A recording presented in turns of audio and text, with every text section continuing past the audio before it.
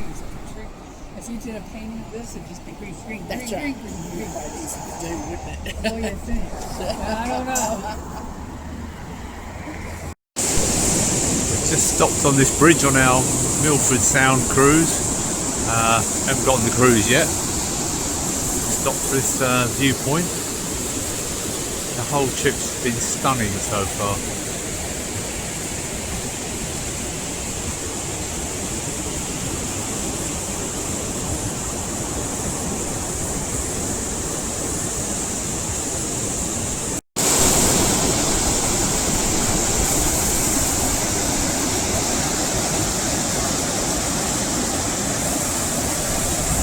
That valley as well a huge shape. While a river is flowing through the valley now, we can tell by shape alone that a river did not carve that valley, at least not initially. No, it is necessarily of glacial origin, would have contained a smaller tributary glacier flowing down to the local peaks to join up with the main trunk of ice here in Milford Sound. The only real difference between that valley and this one is the fact that it's runs to light and we don't get any more rain by the end of the day. They will almost certainly dry up. Slide because the waterfall gets so crazy.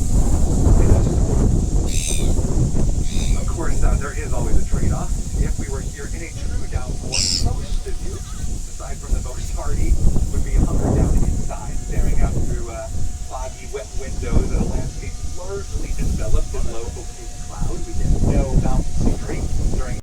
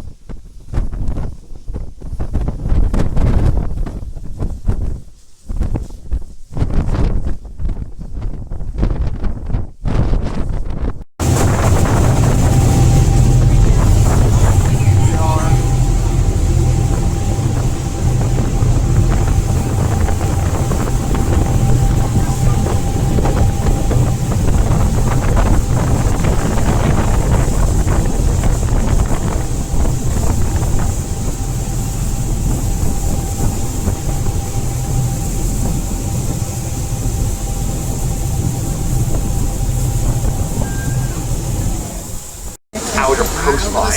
There's quite a number of fjords and bays that they will duck into over the course of their travels, but like clockwork, we do get it in here every once in a while. They'll poke into specifically the outer section of the fjord here. Stepping out from a stake that translates to everything on the water. We're going to feel the bit of that magical cloud on our skin in just the next few moments.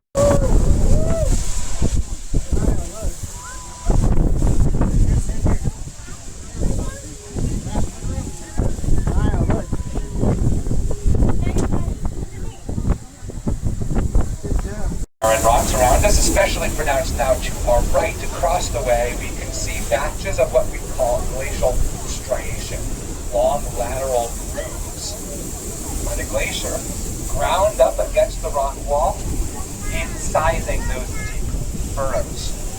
The most pronounced furrows actually aren't carved out by the movement of around each bend of the coastline here. While each of these valleys contains a river today, historically, they would have each contained their own glacier. And so right here, 4 glaciers collided, piling up a great dome of ice at the head of the sound over a kilometer and a half thick. And this massive accumulation then widened, rounded, and deepened this particular segment of the valley. It was then forced down slope, out through some pretty narrow outflows behind us under huge amounts of pressure, and so achieved high speed. And the deep-sided profile of this valley that we can see is something we tend to see only at our more temperate fjord systems, not deep within polar regions. And here, warm air melts the glacier, allows it to slow, fast, lubricated by its own meltwater. Now, we are getting a look at one of these valleys to our left-hand side.